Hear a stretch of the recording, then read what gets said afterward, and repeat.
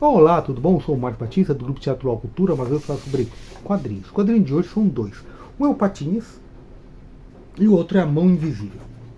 Mas o que tem a ver uma história do tio Patinhas com uma da DC, do selo Vertigo? Eu já vou explicar isso, mas antes só falar uma coisa rapidinho, que é um selo Vertigo VRT, que é uma coisa diferente. Eu já fiz um outro quadrinho aqui, falando sobre um outro quadrinho do selo Vertigo VRT. Ó, tá vendo? Vertigo VRT. Que é o Sistema. O Sistema de Peter Cooper é um quadrinho totalmente sem balões, que é muito legal. E nesse vídeo aqui, que eu vou deixar o link, eu falo sobre esse selo que foi feito para diferenciar do selo original da Vertigo, que trabalhava mais com temas sobrenaturais, tipo Sandman, Monstro do Pântano. E como aqui ele vai falar sobre política, sobre cotidiano, sobre sociedade, ou seja, sobre temas verdadeiros. Então é VRT, tá? Mas então o que tem a ver então essa história com o Patinhas? O primeiro motivo da comparação é que o Terry Laban, que é o roteirista dessa história, também é o roteirista dessa história aqui do Patinhas. Então, vamos começar com a do Patinhas. Nessa edição 611, publicada pela editora Abril, foi em 2016 que foi publicado. E você vê que tem a capa do McMoney. O McMoney é esse outro pato milionário que concorre com o Patinhas, quem é o mais rico do mundo. E é uma edição que só tem histórias desse McMoney. E uma das histórias chama Detalhes Sórdidos. E o Donald está trabalhando lá, que nem um doido, e ele reclama com o Patinhas, fala assim, poxa, estou trabalhando 16 horas, isso é desumano, você tem que me pagar hora extra. E o Patinhas não vai pagar, ele paga uma merreca e está satisfeito. Então à noite, quando o Donald vai para casa, ele fica irritado, ele quer saber, eu vou me vingar do tio. Começa a escrever todos os detalhes sórdidos que ele lembra que o tio Patinhas já fez. Então no outro dia ele leva esse compilado de detalhes sórdidos para o McMoney. E o McMoney compra, ele fala assim, poxa, que legal, vamos publicar um livro, tal, vamos avisar a imprensa e tal. E aí, um dia antes deles publicarem o livro, o McMoney dá para o Donald e fala assim, olha, a edição pronta, e o Donald fica empolgado, vendo e tal. E o McMoney fala assim, mas não alerta o Patinhas que vai ser surpresa, que a gente vai acabar com a reputação dele, né? Só que o Donald vai trabalhar para o tio de novo e fica irritado de novo e dá com a língua nos dentes e mostra o livro para o Patinhas, que fica desesperado, porque assim, meu Deus, meus detalhes sórdidos, né, meus segredos. E ele contrata pessoas para conseguir comprar todo o estoque desses livros, né, no país todo. Então, como ele é milionário, não tem tanto problema, ele contrata um monte de caminhão e tal, e o pessoal vai querendo doidão, né, buscar os livros nas livrarias e enche a caixa forte de livros, né. Então, no outro dia, quando a imprensa vai lá para o lançamento tão esperado dos detalhes sórdidos do Patinhas, cadê? Não tem mais um livro em uma região do país. O Patinhas comprou tudo. E aí o McMoney vai brigar com ele e fala assim, quer saber? Você se deu mal porque os livros eu que publiquei, você que comprou, então você que me pagou, então você que me deu, fez eu ter lucro e tal, mas eu vou fazer uma segunda edição. E eles começam a bater boca, o tio Patinhas falou que vai comprar as gráficas e não vai conseguir fazer mais nada e tal. E nisso quem fica chateado é o Donald, fala assim, poxa, né, não consegui me vingar do tio e tal. E ele tá indo para casa, ele vê que uma outra pessoa está com o livro na mão. Então no outro dia ele vai falar com o Patinhas e fala assim, quer saber, ó, você não conseguiu pegar todos os livros não, escapou um ou outro, que eu vi umas pessoas com livro e tal. E o Patinhas fala assim, não, eu que vendi esse livro. Aí o Donald fica meio perplexo, mas por que, né, eram seus segredos sórdidos e tal. E o Patinhas explica, como o livro rareou, que faltou no mercado e veio a imprensa e fez a propaganda e tal, o preço subiu muito. Eu paguei uma pataca por cada livro e estou vendendo por 200 patacas. E aí o Donald fica, mas e seus detalhes sórdidos? E aí o tio Patinhas fala uma coisa assim, tipo, o que é um detalhe sórdido para um bilionário, né? Eu lucrei muito com esses livros e tal. E é isso. Aí o que tem a ver então com essa mão invisível aqui, que é do mesmo autor, como eu já disse. A Mão Invisível, na história, é uma sociedade secreta que controla o mundo. Porque eles têm muita grana, que nem o Patinhas. Então, assim como o Patinhas tirou as coisas do mercado e colocou de volta no mercado pelo preço que ele quis, quando ele quis, é que esse pessoal da Mão Invisível faz. Esse aqui é o Mike, o protagonista, ele é um estudante de economia, ele está quase para se formar. Já no começo da história ela fala que ele fala 5 línguas, ele conhece bem o mercado do leste europeu, que ele quer trabalhar lá assim que ele se formar e tal. Então ele começou a se especializar nas línguas lá da região. E é isso. Mas o que significa realmente a mão invisível aqui? Aí eu acho que isso aqui é abrir um parênteses só para explicar uma coisa. Aqui, tanto no quadrinho, mostra o Adam Smith. Adam Smith é um cara lá do século XVIII, daquele, com o livro A Mão Invisível. O Adam Smith escreveu um livro chamado A Mão Invisível, que ele explica, né, algo da... O Adam Smith é o pai da economia moderna.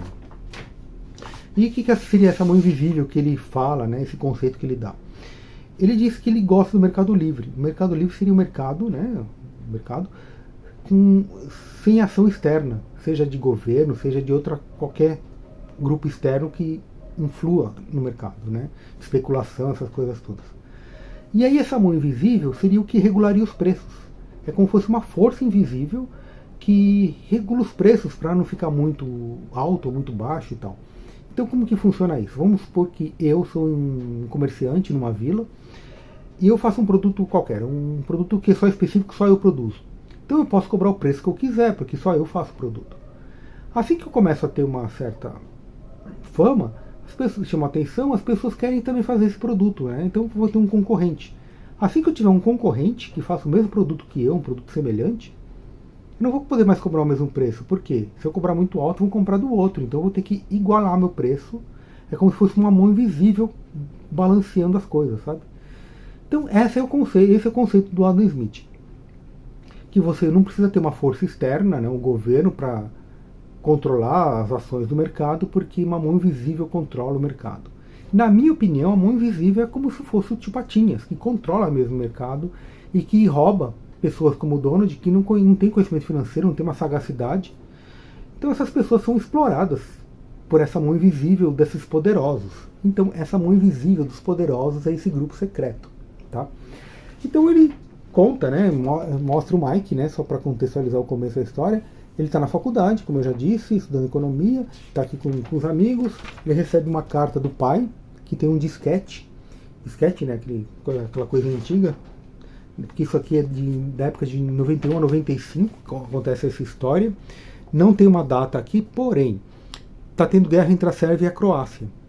E a guerra da Sérvia e a Croácia foi de 91 a 95. Em 91 a Croácia ela ficou independente, porque teve a independência da União Soviética, né, que aí virou a Rússia e tal. Acabou o sistema ali, né, então muitos outros do conglomerado tal, e a Sérvia e a Croácia começaram guerra, e acabou em 95. E ele entra no meio dessa guerra tal, então deve ser mais ou menos nessa época, final de 95, assim.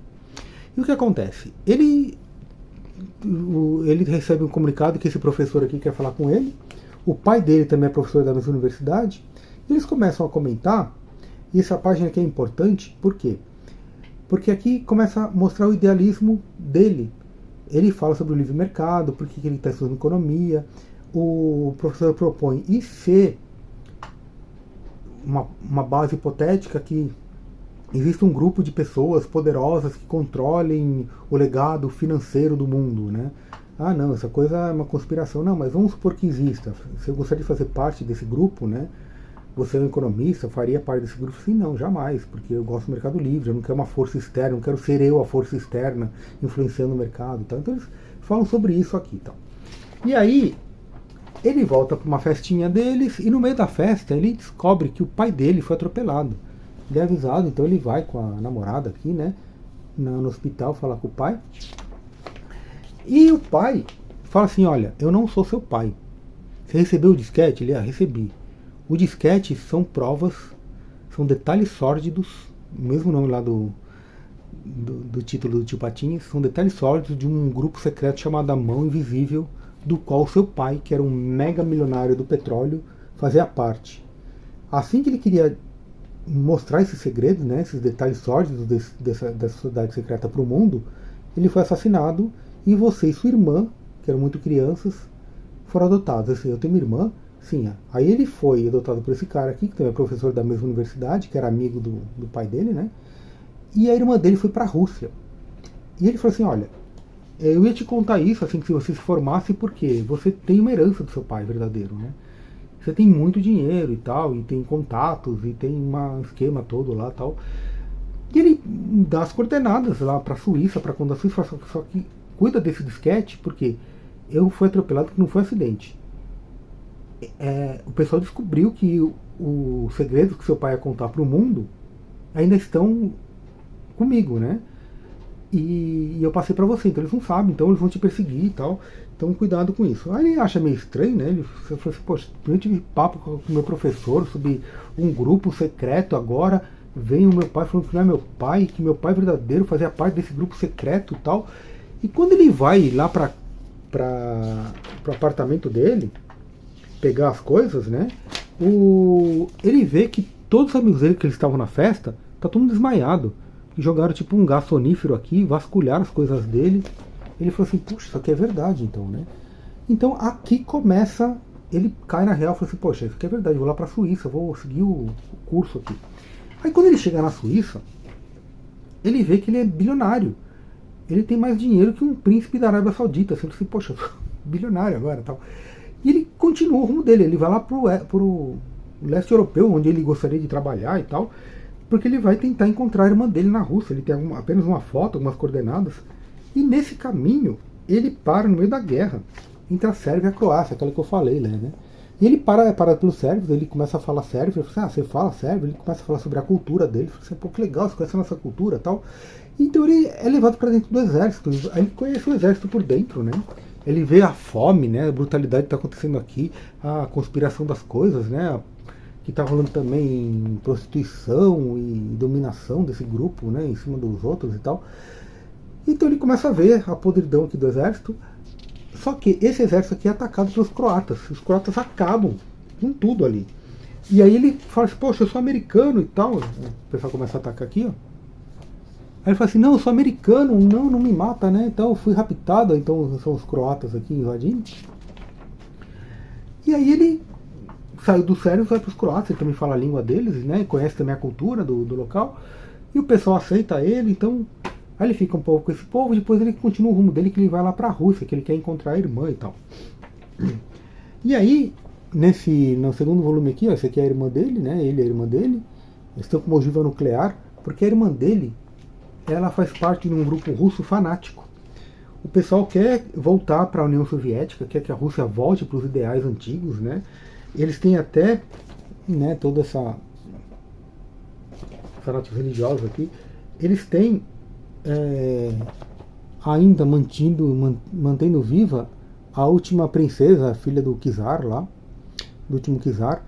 Então, com engenharia genética, eles conseguem tirar os óvulos e tal, pegar todo o material genético dos antigos czares. Então, esse aqui vai ser o novo czar, vai ser o novo líder deles, dessa sociedade e tal. E aí acontecem umas coisas meio malucas aqui. E ele começa a ter romance com essa menina, que ainda não sabe que é a irmã dele. E depois que eles descobrem, né, ela descobre primeiro que ela é a irmã do cara, e sabe que ele é bilionário, então ela quer pegar a grana dele para a revolução que eles estão fazendo lá na Rússia, né, com esse grupo fanático e tal, e ela também não se importa que a irmã, eles começam a ter essa relação, esse romance incestuoso aqui e tal. Depois ele descobre e ele começa a fazer parte do grupo, e o grupo está conspirando, só que a mão invisível também está vindo para acabar com tudo, porque a mão invisível quer o Mike de volta, porque fazer parte do legado deles. Embora o pai do Mike fosse um traidor, tem o avô do Mike, o bisavô e tudo mais, ou seja, quer que o Mike volte ali para o grupo. Se não voltar, vai ser morto. Então começa uma guerra desses fanáticos russos com um exército que é comandado pela essa mão invisível. Aqui, quando eles pegam a ogiva nuclear, que eles compram uns traficantes de armas e tal, e aí eles colocam num caminhão e vão tipo num estilo meio kamikaze para estourar umas coisas para dar continuidade para a revolução que eles querem fazer e tal. E aqui tem um quadrinho bem interessante das últimas páginas, né? Tá o pessoal guerreando aqui, né? E aí dão um ultimato para ele, né? Matam todo mundo, os fanáticos russos lá, inclusive a irmã dele. E aí fala assim, olha, você quer ficar com esse pessoal, quer fazer parte do legado. É contrariando lá aquele quadrinho lá do começo da história, né? Você gostaria de fazer parte de um grupo que comanda a humanidade? Você faria parte desse grupo? Né? O Mercado Livre não existe, porque não é livre, que a influência externa é essa mão invisível aqui. Aí ele topa, né? Ou vai morrer, vai fazer parte vai ser poderoso, então ele prefere ser poderoso. Aí então ele vira tipo um Bruce Wayne, né? Então ainda tem um mordomo, tem um chofer, e ele vai se encontrar com a mão invisível para definir o próximo futuro da humanidade.